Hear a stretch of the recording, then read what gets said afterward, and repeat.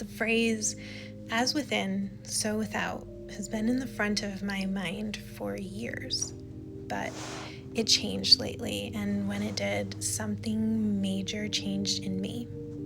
I realized I have a revolutionary idea about how we humans make it out of the dark night of the soul we've collectively been navigating. The best part is, while it's going to be work, because that's just being alive, technically, all we have to do is love our life together. I know that sounds cheesy and abstract, but I promise it's solid. I want to tell you how I came to this idea because it builds the case for why it works. So hang out with me and let's talk about the future of humanity looking really, really good. As a quick aside, I'm going to be real. I'm pretty exhausted. I've been wrestling with this logic for weeks and it hasn't let me sleep, especially the last couple nights. So I might look a little out of sorts. I threw makeup on to try to deal with that, and I'm choosing to just show up and record this directly from the moment because the message is more important than the packaging. Also, I don't have a studio. You're going to hear my neighbor mowing their grass, and I have kids. You're going to hear them in the background most likely. But we're just showing up because we got to do this. It's very important. I really want to share it with you guys. And I'm not entirely sure if I'm going to look super normal because I don't normally talk to the camera. I've never used a teleprompter. I'm reading off a teleprompter. I'm using my finger because I can't get the speed right. So we're just going to accept it because I really want to get this message out. So I could tell you my personal backstory, but I think it's becoming really clear to me that we have the same backstory. We were born into ideas we thought were solid. We trusted our way through a maze society made because we wanted to make those ideas proud of us. Even if our hearts were never really fully convinced, our heads took charge. And now we're here, stuck. We're outgrowing the old self who bought the lies. So we've expanded our vision to figure it out. We looked for new advice. We tried to fit a bigger box, but then we found out we feel restricted there too. And the thing is, we don't see a bigger box. Where do we go? At first, I was convinced I'd be alone forever. If I don't fit any boxes, who will have me? I felt ruined for people. I was stuck in a loop of pain because I've never really fit, and that usually meant being ignored or projected on so others could feel safe in their boxes. But I think I finally broke the last box, and once I got over the shock, I saw that if I'm beyond boxes, it's a new game. And the last box for me was motherhood. Motherhood versus my traditional upbringing. Motherhood versus spiritual concepts that don't account for the responsibility of dependence. I've been on a mission to remove anything inside of me that limits my authenticity, like the nitty-gritty bedrock stuff that you can't get rid of and stay aligned with society. I stopped at nothing. I needed to accept who I fundamentally am, and when I finished, I looked at society and was like, why all these lies? Which wasn't my goal. My goal was just looking in, So now I don't buy any ideas that I used to about motherhood. I love and am dedicated to my kids like a mama bear, but I don't fit the mother-shaped box of like coffee and muffins hangouts or even like the parts that are regularly described as fun. But I'm finally breathing a sigh of relief about it, because nothing is going to stop me from loving myself exactly the way I am, including motherhood. And that means I can finally say, oh, wow, I'm actually not even close to being made for this current version, but I'm doing it anyway, and be proud of myself, because honestly, it's been excruciating doing this, carrying a load this heavy all alone. After I outgrew my first set of boxes, I tried the woo world. I tried to quantum jump. It looked like a viable way to fix the situation. I wanted to find a way to be the real me in the world. So I studied everything they were saying, but I just kept hitting my head on the blackboard. They said if I vibrated harder, it would show up. If I, fixed what my limiting beliefs were, it would work. So I did shadow work. I poked at everything. I poked at gaping wounds, thinking I had to resonate harder. Some of these wounds are things I can't fix, right? But so eventually you hear one too many people say, if you don't like it, rethink your life choices and make different ones. And the rage kicks in. I have perfect children who don't need me to choose myself over them. So I'm stuck in a loop, wrestling monsters. And the monsters won every time. I could not defeat the old scripts. But that's the magic. I finally got it. We don't quantum jump alone. We do it together. And we do it by throwing away the old scripts, the ones about normal interconnected dynamics. If you have dependence, you can't jump alone into a bigger role because there's no one on the other side to catch your dependence. You can't enter the portal wearing a do-it-all caregiver costume. It won't fit through the door because on the other side of the door, you're your authentic self, the one who isn't doing everything for your dependents and just barely finding time for yourself. You are you doing your passion. So I was chatting with the universe, being really honest about why I deserve an as without mirror that looks like my as within world. And that's when I realized if the 3D mirror was going to render what is inside of me, it would have to render many humans at the same time because I am doing so many jobs. My internal world showing up in the 3D looks like a coherent community. I don't know if this idea has been brewing in you or not, but I started to sense it a while ago and I was like kind of pushing it away because I didn't know if I wanted it at first. I thought it was going to feel like old systems that crushed me.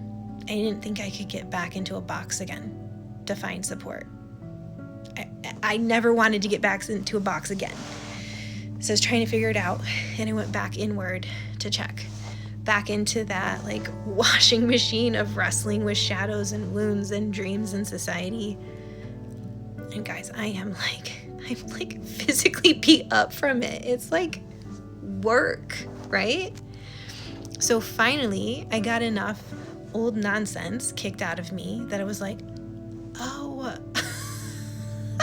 this is so obvious. We just need to recruit people who love doing the thing we need. So, for example, I can't really give my attention to cleaning anymore because I'm on a mission. But someone out there loves cleaning. It's their passion, their mission, because it makes them feel their authentic joy. I need them. And my children have severe food allergies. It significantly drains my battery to manage that alone. But what if there was a chef who loves a food puzzle challenge? Someone whose joy is an allergy-safe meal made delicious. Someone who understands the reality of the situation and values life at a depth that would mean I trust them the way I trust myself to feed my kids. If that chef exists, I have your dream job. But I was keeping it too small and trying to imagine hiring a personal chef and a cleaning person, but that still wasn't the solution yet. The problem was I couldn't figure out how to undo the nuclear family shape until, the light switch just flipped. Just drop the shape you're holding. Well, I didn't even know what that meant at first, but I started picturing a team. Help from someone who loves this. Help homeschooling the kids in a style that actually works for them. Help from someone who loves handling appointments and errands. And the daydream just kept expanding. I kept seeing more people around us living their joy out loud. My family and the families of each help node, and the vision became this place that was just full of people who love doing all these different amazing things like gardening and yoga and dance and skincare and personal shopping and lots of stuff, even things that aren't jobs yet. Like, what if someone likes hanging out so much they're the resident body double, like to chill with you when you need to get that thing done? They love it. You love it. There's zero guilt asking for help because you're feeding their joy. Your drain is their charge. Do you see the math? Do you see how easy life can be? So good. Okay, so I'm going to be real. I have dyscalculia, and me and money aren't like fully BFFs. Because like that spot in my brain doesn't hold numbers. It's like a void, but it's also really good for getting like big downloads there. So that's just me, right? But let's just say numbers people can see the sensible shape of this. They could help me round this out. But I actually think it might work because of this. So I was daydreaming it. I was walking around this beautiful community, and it just suddenly expanded because all of a sudden I saw the chef was vlogging, and then the gardeners and the cleaners. And it was like, oh my God, everybody could be a social media presence, but like only if it's, their joy to do so. But can you imagine how magnetic that would be? Like each person, each content creator is literally living their best life. Like a life people haven't accessed at this level before. If that was on display, it would change the world just to see that this life is an option. And since not everyone likes editing, we have an editing team, like a center where people who live for editing take the footage and finish the content. We could even have like a host in the community, like a community member, somebody who just loves speaking deeply with people, making them feel seen, and they just do that on camera.